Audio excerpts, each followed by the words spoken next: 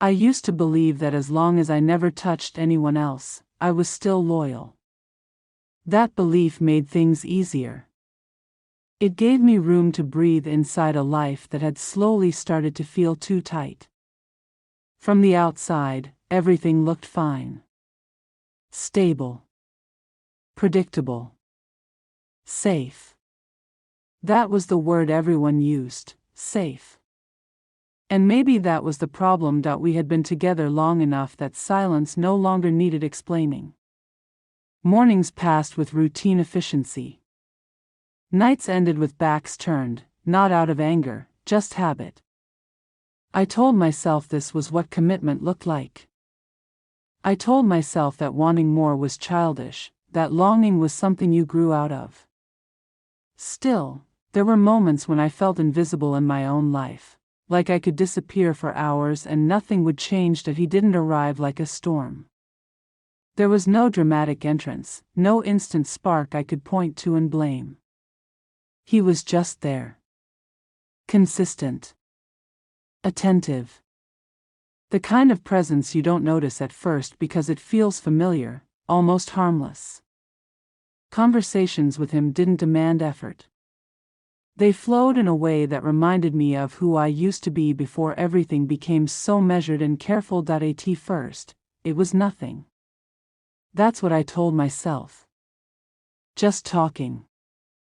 Just laughing a little more than usual. Just feeling understood in a way I hadn't felt in a long time. I never crossed a line, not outwardly. I still went home. I still played my role. I still believed that intention mattered more than thoughts, but thoughts have weight. They linger. They follow you into quiet spaces. I'd catch myself replaying small moments, his tone when he said my name, the way he listened without waiting for his turn to speak. I hated how much those things stayed with me. I hated that I noticed the guilt didn't come all at once. It arrived in pieces. A pause before answering a question. A hesitation when my phone lit up. A tightening in my chest when I realized I was editing myself, deciding what to share and what to keep just for me. That was new. Secrets didn't start as lies. They started as choices that I told myself I deserved to feel seen. I told myself everyone needed someone who noticed them. None of that meant I was doing anything wrong. Not yet. As long as I stayed aware, as long as I kept control, nothing could really happen. That was the logic I clung to, but awareness has a way of sharpening desire instead of dulling it. I became more conscious of him, of space and distance and timing. Of how close was too close. Of how long was too long. Every interaction felt like standing near an edge, convincing myself I was only looking down, not stepping forward. What scared me most wasn't how he looked at me. It was how I felt when he did. Calm. Warm. Awake. Feelings I hadn't realized I'd been missing until they were suddenly there, impossible to ignore. I started measuring my days by those moments, even as I pretended they didn't matter. At home, everything stayed the same. And that sameness began to feel louder. The contrast was unbearable at times. I would sit in familiar rooms, surrounded by a life I had chosen, and wonder when it had stopped feeling like mine. That question alone made me feel disloyal. That I knew better. I knew how these stories ended. I had judged people who let things go too far, who claimed they hadn't meant for it to happen. I promised myself I would never be one of them. I believed that knowing the danger was enough to avoid it, but knowing isn't the same as stopping. There was a moment, small, almost insignificant, when I realized something had shifted. Nothing dramatic happened. No touch. No confession. Just a feeling, heavy and undeniable, settling in my chest. The understanding that I was no longer just reacting. I was waiting. Waiting for moments with him. Waiting for the way I felt when he was near. That's when it hit me. The line I swore I'd never cross wasn't a single step. It was a slow drift. And without noticing when it began, I had already moved closer than I ever meant to.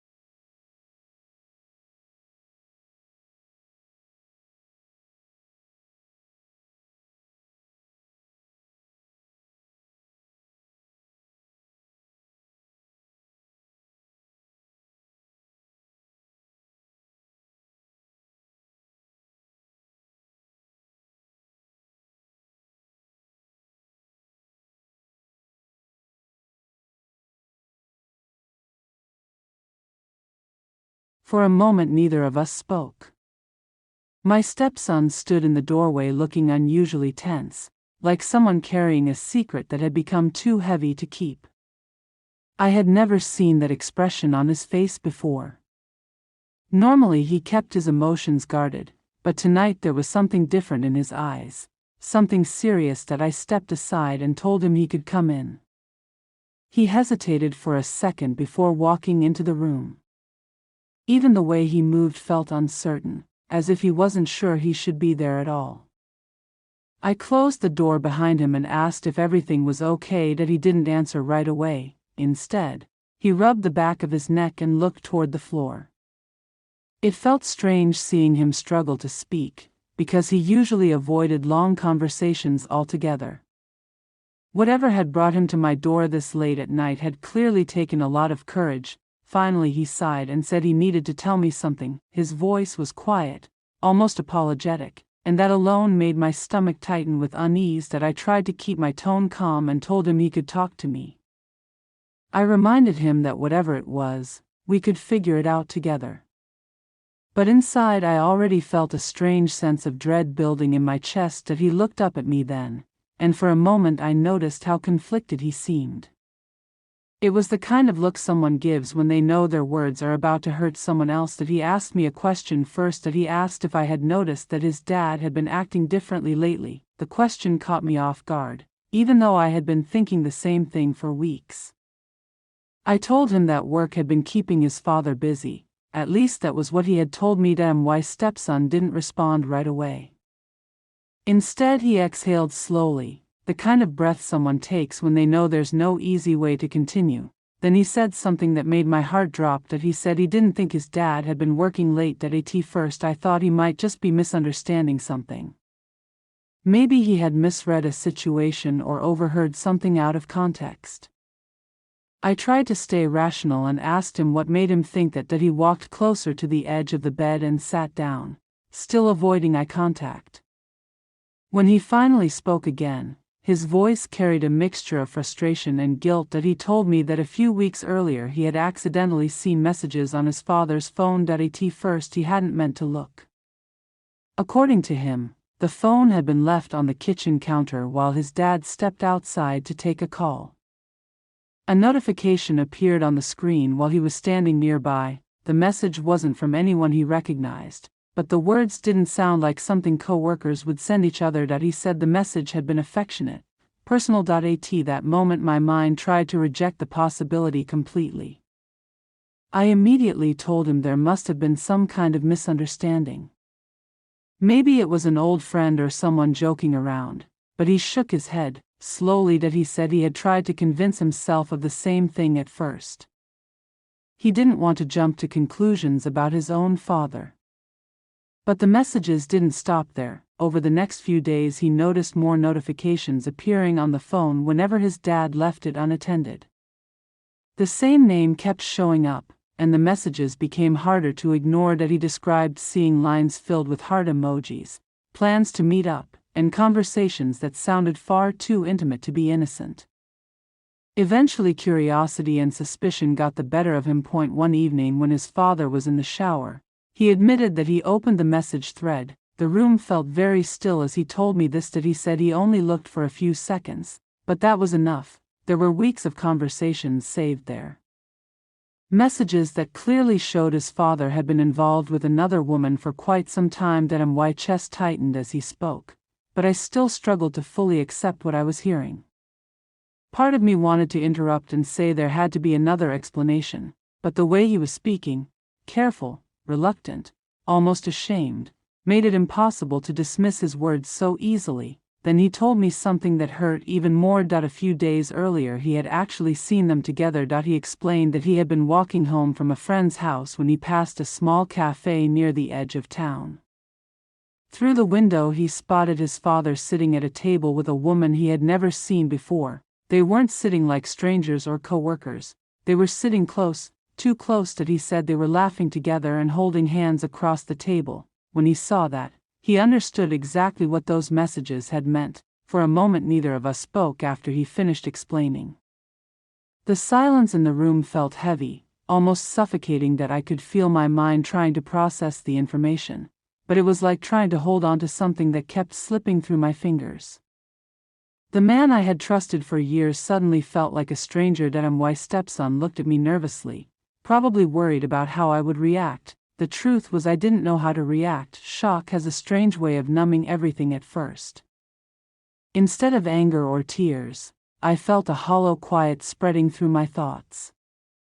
I kept replaying the details he had shared, searching desperately for a flaw in the story, but every piece fit too perfectly with the behavior I had been noticing for weeks. The late nights, the secretive phone, the emotional distance, all of it suddenly made sense in the worst possible way. My stepson spoke again after a while, his voice softer now. That he said he had been debating for days whether he should tell me. He knew it wasn't really his place to get involved in his father's marriage, but keeping the secret had been eating at him. That he said every time he saw me acting normal around the house, it made him feel worse. That he apologized quietly, even though none of this was his fault. That apology finally broke through the numbness in my chest. That I looked at him and realized how difficult this situation must have been for him too. He wasn't just exposing a betrayal inside my marriage. He was also confronting the reality that his own father had been lying. That I told him he didn't need to apologize. That if anything, he had shown more honesty in that moment than the person who was supposed to be my partner. Still, the weight of what he had revealed hung heavily between us, because now that the truth had been spoken out loud, there was no way to pretend everything was normal anymore. And the most painful realization of all was that the only person who had chosen to stand beside me tonight was my husband's own son. Sleep became almost impossible after that conversation. Even when the house was completely quiet, my mind refused to rest. Every detail my stepson had shared kept repeating in my thoughts like a broken recording. I kept remembering the certainty in his voice when he described the messages and the woman at the cafe. The more I thought about it, the harder it became to deny the truth. The next morning everything in the house looked exactly the same, yet nothing felt normal anymore. When my husband finally came home later that day, he greeted me the way he always did, as if nothing had changed. He asked casual questions about my day and walked around the house with that same relaxed confidence I had trusted for years. Watching him behave so normally made something inside me shift. I couldn't stop wondering how long he had been living this double life while standing in the same rooms we shared. That I didn't confront him right away. Part of me needed time to process everything before facing him. Another part wanted to be absolutely certain before accusing him of something that would destroy our marriage. So instead of confronting him, I started paying attention. That I noticed details I had ignored before. When his phone vibrated, he would check it instantly and sometimes walk into another room to reply. If I happened to enter the room unexpectedly while he was using his phone, the screen would quickly turn off. These were small things, but once you start noticing them, they become impossible to ignore. Over the next few days, my stepson and I spoke several more times about what he had discovered. Our conversations were quiet and cautious, almost like we were working together on something we both wished wasn't true. That he shared more moments that had seemed suspicious to him before he even looked at the messages. There were nights when his father said he had work meetings but came home smelling like restaurant food instead of office air. There were weekends when he suddenly needed to run errands that lasted for hours. Listening to him piece these moments together made my stomach twist. With every new detail that it became clear that the affair hadn't started recently. It had probably been happening for months, maybe even longer. What surprised me most during those conversations wasn't just the information we were uncovering. It was how naturally my stepson and I began supporting each other through it. Neither of us had expected to be in this situation, but somehow we had become the only two people in the house who knew the truth. There were evenings when we sat in the kitchen talking quietly while his father was out. Sometimes the conversations were about the situation itself, but other times we talked about ordinary things just to take a break from the tension. That I realized he had been carrying this secret alone for a while before telling me. The disappointment in his father clearly weighed on him, even if he tried not to show it too openly. He never spoke about it with anger. If anything, there was more sadness than anything else in his tone. Seeing that made my own emotions more complicated. That I wasn't just dealing with the betrayal of my husband. I was also watching the effect of that betrayal on his own son. Eventually, I reached a point where simply observing wasn't enough anymore. I needed to know the full truth for myself. One evening while my husband was in the shower, his phone buzzed on the kitchen counter. I hadn't planned to look at it, but the moment I saw the screen light up, my heart started pounding. That a message appeared from a name I didn't recognize. The preview alone was enough to make my chest tighten. That it wasn't a work message. That it was personal. That my hands felt unsteady as I picked up the phone. For several seconds I just stared at the screen, arguing with myself about whether I should open it. Part of me felt like crossing that line would change everything forever, but deep down I already knew everything had changed the night my stepson came to my door. Slowly, I unlocked the phone. The message thread opened instantly. What I saw there erased any remaining doubt I had been clinging to. There were dozens of messages stretching back weeks. Some were simple check-ins about meeting times, but many of them were far more intimate. They talked about dinners, secret visits, and moments they had shared together. The tone of the conversation made it painfully clear that this wasn't just flirting. That it was a full relationship. One particular message made my hands go cold. That it was a plan for them to meet again the following evening. While he had told me he would be working late, that I stood there in the kitchen staring at the phone, feeling like the air had been pulled out of the room. The evidence was undeniable now. There was no misunderstanding left to hide behind. When I finally set the phone back on the counter, my stepson was standing quietly near the hallway entrance. I hadn't even heard him walk in. That he looked at my face for a moment and didn't ask any questions. That he already knew what I had seen. Neither of us spoke for several seconds, but the silence between us carried an understanding that didn't need words. That I finally nodded once. That small gesture told him everything. The truth was no longer something we suspected. That it was something we had both seen with our own eyes. Standing there in the quiet kitchen, I realized that avoiding the situation any longer wasn't possible.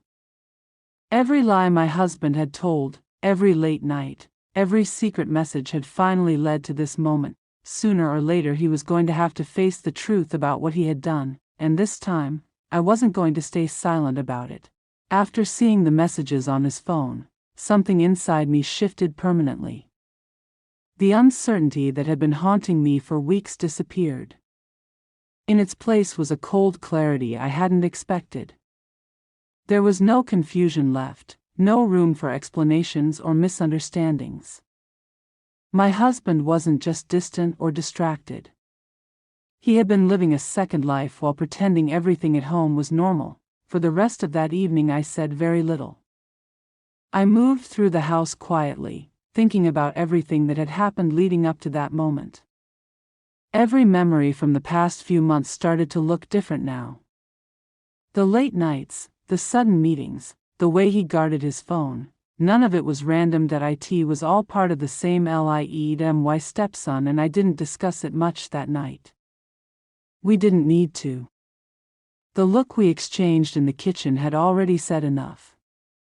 We both knew the truth had reached a point where it couldn't stay hidden any longer. The only question left was when I was going to confront him. The opportunity came sooner than I expected. The following evening my husband came home acting unusually relaxed.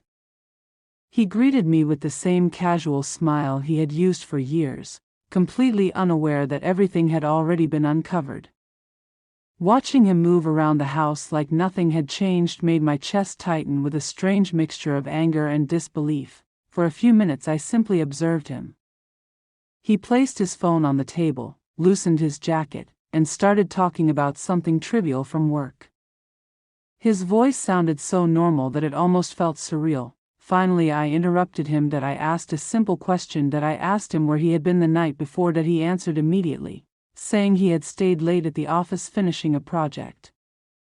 The lie came so easily that it almost sounded rehearsed. I didn't argue right away. Instead, I reached across the table and placed his phone in front of him. Then I told him I already knew the truth. At first he looked confused. He asked what I meant and tried to laugh it off as if I were making a strange joke. But when I described the messages I had seen and the woman he had been meeting, the color drained from his face. The room went silent. For several seconds he didn't say anything at all. His eyes moved from the phone to my face and back again, searching for some kind of escape from the situation. His first reaction was denial. He said I must have misunderstood the messages. He claimed the woman was just a friend who had been going through a difficult time. According to him, the conversations had only looked suspicious because I didn't know the full context. Hearing those excuses made something inside me harden. I calmly repeated a few of the exact lines I had read in the messages.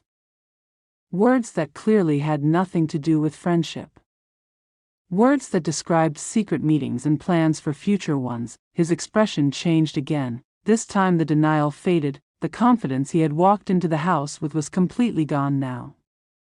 He leaned back in his chair and rubbed his forehead, realizing the situation had moved past the point where excuses would work. Eventually he admitted the truth, not all at once, but piece by piece. He said the relationship had started months earlier.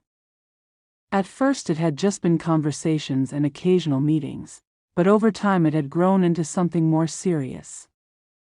He tried to frame it as a mistake that had gotten out of control, something that had never been meant to hurt anyone. Listening to him explain it like that felt almost insulting, because while he described it as a mistake, it had actually been a long series of choices.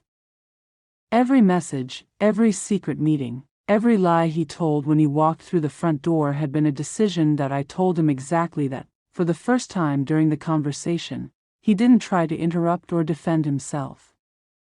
He simply sat there listening while the reality of the situation settled between us. At some point during the argument, my stepson appeared near the hallway. He must have heard the raised voices and come to see what was happening. When his father noticed him standing there, the tension in the room shifted again. The disappointment in his son's expression was impossible to ignore. My husband tried to say something to him, but the words didn't seem to come easily. For a moment it looked like he wanted to explain himself, but there was nothing he could say that would erase what had already happened. My stepson didn't argue or yell. He just shook his head slowly, the same way he had the night he first told me the truth. That silent reaction seemed to hit my husband harder than anything I had said. The conversation didn't last much longer after that. There was nothing left to discuss that would change the outcome. The trust that had once held our marriage together had already been broken. I told him I couldn't stay in a relationship built on lies. The decision felt strangely calm once I said it out loud. Weeks earlier the thought of leaving would have terrified me. But now, after seeing the truth so clearly, It felt like the only choice that made sense that he didn't argue when I said I was leaving. Maybe he understood that there was no way to repair what had been destroyed. Later that night, as the house grew quiet again, I sat alone for a while thinking about how everything had unfolded.